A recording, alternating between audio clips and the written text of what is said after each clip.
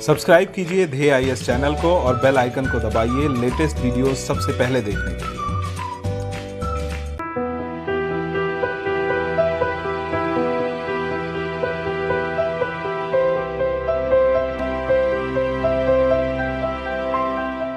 नमस्कार, मैं सुनील वर्मा ध्येय आईएएस टीम की ओर से आपका स्वागत करता हूं ध्येय टीवी पर। हम बात करेंगे डेली करंट अफेयर्स के अपने प्रोग्राम पर, जैसा कि हम प्रतिदिन करते आए हैं।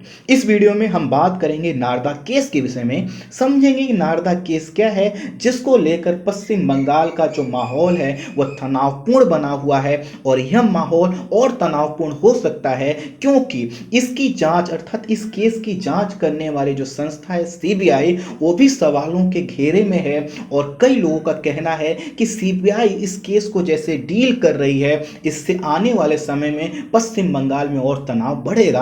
तो समझेंगे कि आखिर नारदा केस में सीबीआई की भूमिका पर क्यों सवाल खड़े किए जा रहे हैं। आइए इसको थोड़ा समझते हैं। वर्ष 2014 से वर्ष 2016 के बीच नारदा न्यूज के संस्थापक मैथ्यू सैमुअल के द्वारा एक स्टिंग किया गया था। स्टिंग क्या होता है? मान लेते हैं मैं कोई अधिकारी हूं और आप मेरे पास आते हैं, आपने एक हिडन कैमरा लगा रखा है और आप मुझसे कहते हैं किसी कार्य को करने के लिए और बदले में आप मुझे रिश्वत देते हैं और मैं कहता हूं कि ठीक है, आप मुझे रिश्वत दे दीजिए, मतलब कुछ मैं रकम की डिमांड करता हूं, आप उसको देने के लिए तैयार हो जाते हैं, आप देते भी हैं और ये सभी चीजें एक हिडन कैमरा में रिकॉर्ड हो रही हैं। इस प्रकार के जो कार्य होते हैं उनको स्टिंग के रूप में बोला जाता है। तो ये जो स्टिंग किया गया था, इसके किसके द्वारा किया गया था? मैथ्यू सैमुअल के द्वारा किया गया था। और मैथ्यू सैमुअल क्या थे? ये जो नारदा न्यूज है इसके संस्थापक थे, साथ ही साथ ये तहलका मैगजीन से जुड़े हुए थे और तहलका मैगजीन के क्या रह चुके थे? यह मैनेजिंग एडिटर रह चुके थे। कुल मिलाकर दो संस्थाओं ने इस स्टिंग को प्रारंभ किया था। बाद में जो नारदा न्यूज है उसी ने इसको लीड किया। यह जो स्टिंग किया गया था यह वर्ष 2014 से लेकर 16 के बीच किया गया था, लेकिन जैसे ही वर्ष 2016 में बंगाल विधानसभा के चुनाव होने जा रहे होते हैं, उससे कुछ समय पहले ही यह जो स्टिंग है उसको नारदा न्यूज के वेबसाइट पर जो है कि पब्लिश कर दिया गया। अर्थात जो चुनाव होने वाले थे उसको प्रभावित करने की एक रणनीति थी, या फिर जो है कि उसमें जो लोग शामिल थे वो दोबारा जो चुनाव में खड़े हुए थे उनकी छवि को प्रकाशित करने के लिए इसको क्या किया गया था? पब्लिश कर दिया गया।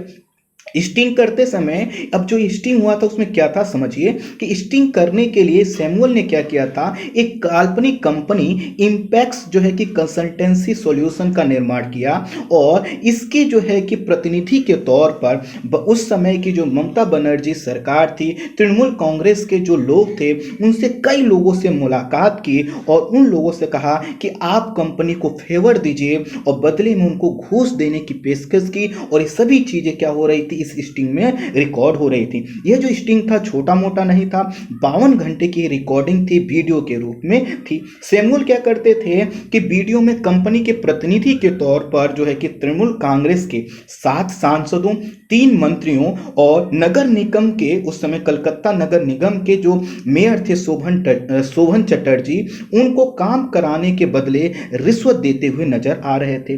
वीडियो में जो नजर आने वाले नेता थे उसमें बहुत बड़े नाम हैं, जैसे पहला नाम है मुकुल रॉय का, शुभेंदु अधिकारी का, सुब्रत मुखर्जी का, सुल्तान अहमद, काकोली घोष दस्तीदार, ये जितने नाम हैं सभी लोग थे। अब आप इसमें से कुछ नाम जो है कि बहुत अच्छी तरीके से परिचित होंगे।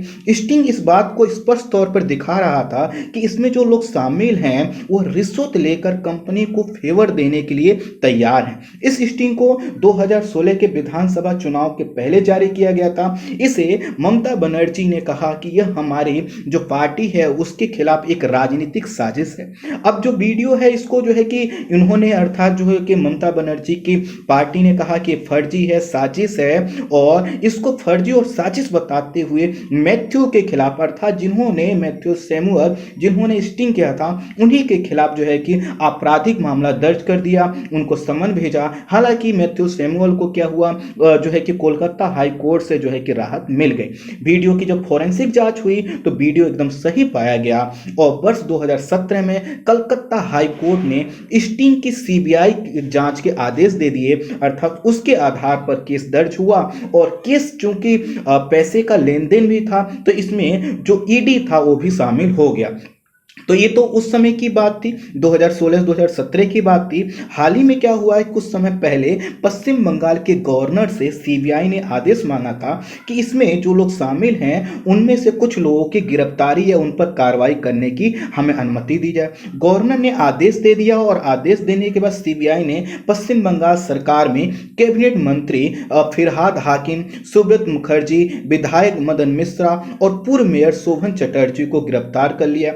इसके बाद आपने देखा खुद जो है कि मुख्यमंत्री जो है कि सीबीआई जो है कि ऑफिस पहुंच गई, उन्होंने धरना दिया और उसके बाद कई तरह के जो है कि वहां पे तनाव बढ़ते हुए दिखाई दिए। गवर्नर ने खुद जो है कि कई तरह के स्टेटमेंट दिए। तो ये तो था केस, और उस केस में क्या था, हमने देखा बहुत बड़े बड़े नाम हैं। कुछ नाम ऐसे हैं जो कि उस समय तृणमूल कांग्रेस से जुड़े थे लेकिन अब वो जुड़ गए हैं बीजेपी से। तो अब देखिए सीबीआई की जो कार्रवाई पे सवाल क्यों उठ रहे हैं, ये जो ऊपर की चीजें बताएं इन्हीं से जुड़ा हुआ है। सीबीआई ने टीएमसी के नेताओं पर तो कार्रवाई की लेकिन वीडियो में दिखाए गए मुकुल रॉय और शुभेंदु अधिकारी पर कोई कार्रवाई नहीं की जो इस समय बीजेपी में। तो लोग कह रहे हैं कि ठीक है, अगर यह जो है कि केस सही भी है, आरोप भी सही है, तो क्या कार्रवाई सिर्फ एक राजनीतिक पार्टी के सदस्यों पे होना चाहिए? आपको पता है कि मुकुल रॉय जो है कि इस समय क्या है, विधायक है और साथ ही साथ बीजेपी के बहुत बड़े पद पर हैं।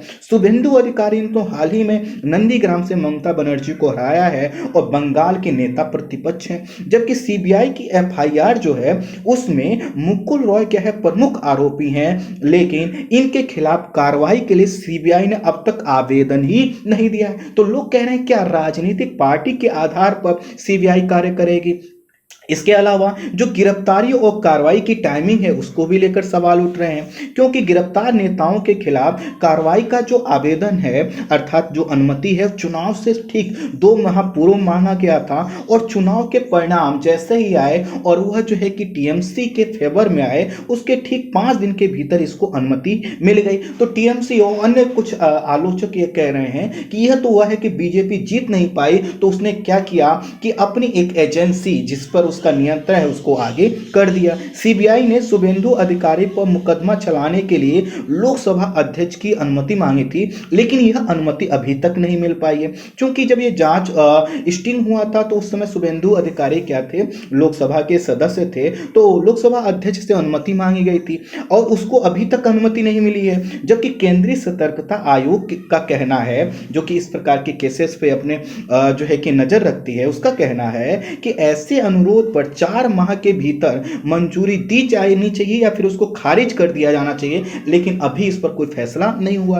अर्थात सोचिए कितने साल से जो है कि शुभेंदु अधिकारी पर कार्रवाई होनी चाहिए थी लेकिन अभी नहीं हो पाई है। सीबीसी अर्थात केंद्रीय सतर्कता आयोग ने नवंबर 2020 के रिकॉर्ड के अनुसार कहा कि पिछले साल दिसंबर में बीजेपी में शामिल हुए अधिकारियों टीएमसी के 3 सांसदों के खिलाफ मुकदमा चलाने के लिए सीबीआई का अनुरोध ही ऐसा एकमात्र अनुरोध है जो लोकसभा स्पीकर के कार्यालय में लंबित है। ध्यान से दीजिएगा, इसमें क्या कहा जा रहा है कि सीबीआई का अनुरोध इस मामले में, इस केस को लेकर एकमात्र ऐसा अनुरोध है जो लोकसभा स्पीकर के कार्यालय में लंबित है। सुमित्रा महाजन के बाद आपको पता है कि ओम बिरला ने लोकसभा अध्यक्ष के रूप में कार्यभार संभाला लेकिन अभी तक इसमें अनुमति नहीं मिल पाई है।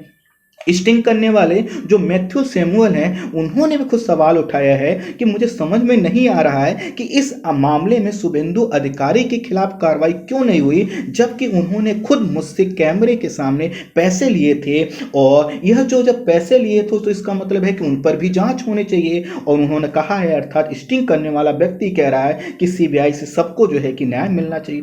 वहीं टीएमसी जो सांसद हैं मंगुआ मोइत्रा, उन्होंने लिखा है, उन्होंने ट्विटर पर लिखा है कि पश्चिम बंगाल के 2 सीनियर मंत्रियों को सीबीआई ने गिरफ्तार कर लिया है जो बिल्कुल गैर कानूनी है। उन्होंने कहा क्यों गैर कानूनी है, तो इसके लिए क्या चाहिए था, विधानसभा स्पीकर से अनुमति दी जानी चाहिए थी और अनुमति ली जानी चाहिए थी सीबीआई के द्वारा, लेकिन विधानसभा स्पीकर ने ऐसी कोई मंजूरी नहीं दी है। इस पर राज्यपाल का कहना है कि अनुमति उन्होंने नहीं दी है और उन्होंने इसलिए दी है क्योंकि अनुमति उनसे जो मांगी गई थी तो 9 मई को उन्होंने अनुमति दे दी, जबकि 10 मई को नया जो कैबिनेट है उसका गठन हुआ तो उस समय कैबिनेट नहीं थी, तो उसी की जगह पे उन्होंने, चूंकि राज्यपाल ने अपनी जिम्मेदारी समझते हुए क्या कर दिया, अनुमति दे दी। अब इन सभी चीजों को लेकर यह हो रहा है कि जो वहां के गवर्नर हैं और जो सीबीआई की कार्यप्रणाली है, उसको कहा जा रहा है कि बीजेपी अर्थात भारतीय जनता पार्टी यहां पर अपने प्रतिनिधि के रूप में राज्यपाल और साथ ही साथ एक एजेंसी के रूप में सीबीआई के माध्यम से जो अपनी एक राजनीतिक जो है कि प्रतिस्पर्धा है, उसके तहत एक कार्रवाई कर रही है। और इस कार्रवाई में गिने चुने लोगों पर कार्रवाई हो रही है, और वो भी राजनीतिक पार्टी के आधार पर। इसी के कारण सीबीआई पर भी बात उठ रही है कि क्या सीबीआई को ऐसे केसेस में इस प्रकार के एग्जाम्पल सेट करने चाहिए, या फिर उसको अपनी निष्पक्षता बनाए रखना चाहिए, चाहे वहां पर सरकार किसी की भी हो, वहां के चुनाव में हार जीत किसी की हो। सीबीआई एक ऐसी संस्था है, जब कहीं पर बड़े केसेस होते हैं तो लोग इस उम्मीद में सीबीआई जांच की मांग करते हैं कि इससे क्या होगा, जो चीजें थी वो दूध का दूध और पानी का पानी हो जाएंगी। लेकिन ये पहला केस नहीं है, बहुत से ऐसे केसेस हम लोगों ने देखे हैं, कोर्ट्स के द्वारा, ट्रिब्यूनल के द्वारा कई बार यह कहा जा चुका है कि सीबीआई की कारण प्रणाली जो है कि बहुत निष्पक्ष नहीं है, पारदर्शी नहीं है, और उसको डील करने की जो राजनीतिक कार्य प्रणाली है उस पर प्रश्न चिन्ह उठते रहे। और इसी सब चीजों को जोड़ते हुए, पुराने केसेस को देखते हुए फिर से सीबीआई पर सवाल उठाए जा रहे हैं। आपका क्या मानना है, आप मुझे कमेंट बॉक्स में बता सकते हैं। इस वीडियो में इतना ही। Thank you so much.